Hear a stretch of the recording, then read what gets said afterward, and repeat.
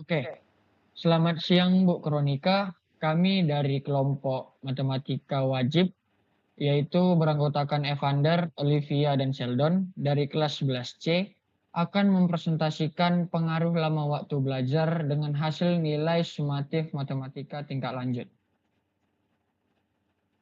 Pertama, kita akan membahas mengenai variabel. Menurut Sugiono pada tahun 2017, variabel adalah segala sesuatu yang berbentuk apa saja yang ditetapkan peneliti untuk dipelajari sehingga diperoleh informasi.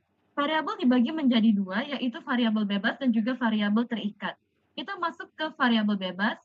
Menurut Sugiono pada tahun 2017, variabel bebas adalah segala sesuatu yang mempengaruhi variabel terikat. Variabel bebas dalam penelitian ini adalah jam belajar. Kemudian variabel terikat, menurut Sugiono 2017, variabel terikat adalah variabel yang dipengaruhi atau menjadi akibat karena adanya variabel bebas. Variabel terikat dalam penelitian ini adalah hasil nilai sumatif matematika tingkat lanjut 2. Kita masuk ke populasi. Menurut Sugiono pada tahun 2017, populasi adalah wilayah generalisasi yang memiliki karakteristik tertentu.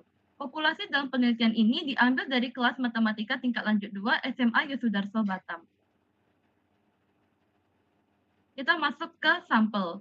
Nah, menurut Sugiono 2017, sampel adalah bagian dari populasi yang mewakili. Sampel dari penelitian ini meliputi 20 siswa-siswi dari kelas peminatan matematika tingkat lanjut kedua. Kita masuk ke regresi linear. Pengertian menurut Sugiono pada tahun 2017, regresi linear adalah metode statistik dan machine learning untuk memodelkan hubungan antara satu atau lebih variabel bebas independen dengan satu variabel terikat dependen menggunakan pendekatan garis lurus linear. Oke.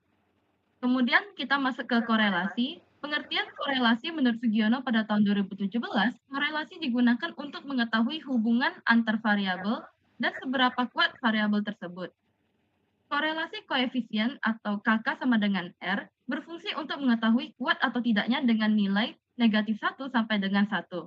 Koefisien determinasi berfungsi untuk mengetahui seberapa besar pengaruh variabel dalam bentuk persen.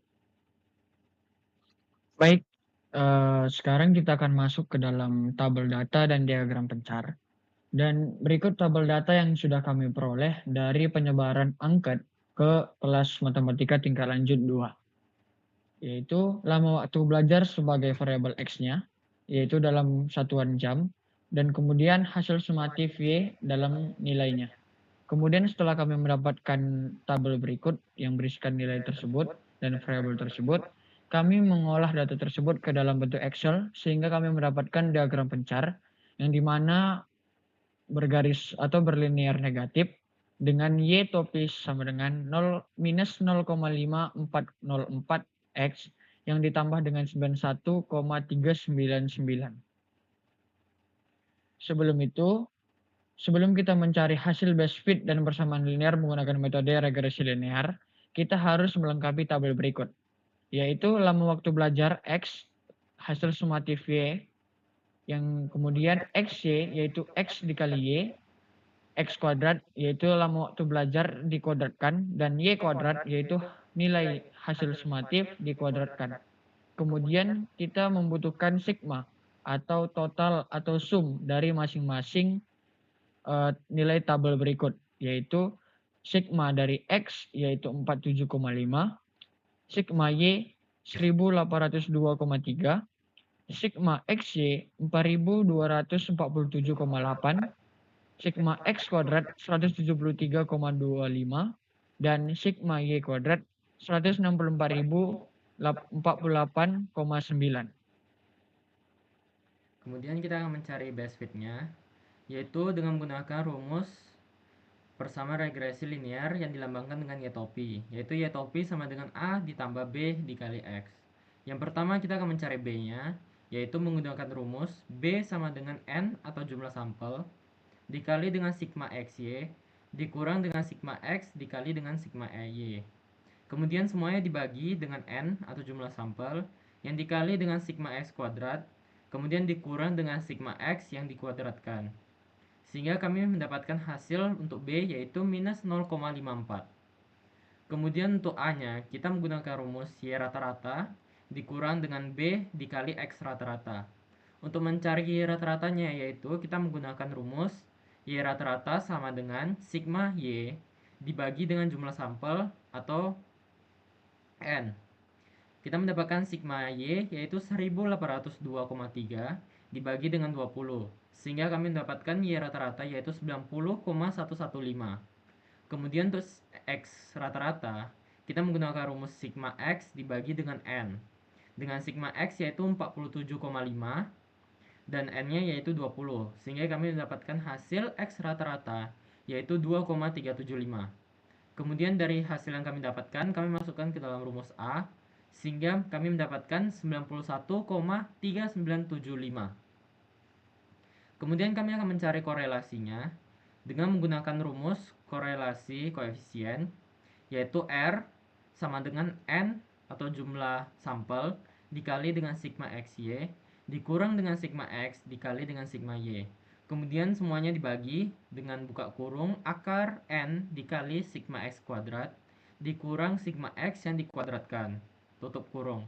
Kemudian dikali dengan akar N dikali sigma Y kuadrat dikurang dengan sigma Y yang dikuadratkan. Dari agar mempermudah perhitungan kami menghitung satu persatu rumus tersebut. Yang pertama kami menghitung N dikali dengan sigma XY dikurang dengan sigma X dikali sigma Y, yaitu 20 dikali 4247,8 dikurang 47,5 dikali 1802,3, sehingga kami mendapatkan hasil yaitu minus 653,25. Kemudian kami mencari rumus akar N dikali sigma X kuadrat dikurang sigma X yang dikuadratkan. Kami mendapatkan hasilnya yaitu 34,77. Kemudian kita mencari akar N dikali sigma Y kuadrat dikurang dengan sigma Y yang dikuadratkan. Kami mendapatkan hasil yaitu 180,81. Kemudian dari hasil-hasil yang kami dapatkan tersebut, kami masukkan ke rumus R sehingga mendapatkan hasil yaitu minus 0,104. Kemudian kita akan mencari koefisien determinasinya, yaitu rumusnya KK kuadrat dikali dengan 100%. Dengan KK kuadrat yaitu R, yaitu minus 0,104 yang dikuadratkan dikali dengan 100%. Sehingga kami mendapatkan hasil koefisien determinasi yaitu 1,08%. Kemudian untuk interpretasinya, dari hasil yang kami dapatkan yaitu Y topinya sama dengan minus 0,54 X ditambah 91,39, yang dimana hasil perhitungan kami itu sama dengan hasil yang telah kami olah di Excel. Kemudian untuk trennya itu garis lurus linear, untuk korelasinya yaitu negatif, sehingga dapat dinyatakan bahwa semakin lama waktu yang digunakan untuk belajar, maka akan semakin berkurang hasil nilai MTKTL. Baik, hasil data atau dapat dibilang kesimpulan dari yang kami dapatkan, yaitu yang pertama itu regresi linear, yaitu Y-topi min 0,54X ditambah 91,39 dan korelasi min 0,104 dengan tingkat pengaruh sebesar 1,08% yang menunjukkan bahwa tingkat korelasi sangat lemah dan memiliki nilai negatif. Kemudian berikut lampiran, yaitu data yang kami peroleh dari angkat, yang dimana merah ini merupakan data yang diisi kurang baik, yaitu yang dimana mereka membuat waktu lama belajar itu 0, sehingga kami membuang data berikut. Kemudian berikut adalah korelasi yang kami dapatkan melalui aplikasi SPSS. Berikut dokumentasi yang kami peroleh berisi pengerjaan kami dari awal penugasan hingga detik terakhir ini dari kami presentasi. Kemudian berikut daftar pustaka yang kami gunakan, yaitu dari penelitian Sugiono, Oktober 2017 dipublikasikan, yaitu dengan judul Metode Penelitian Kuantitatif, Kualitatif, dan R dan D, yang kami akses pada 28 Maret 2026.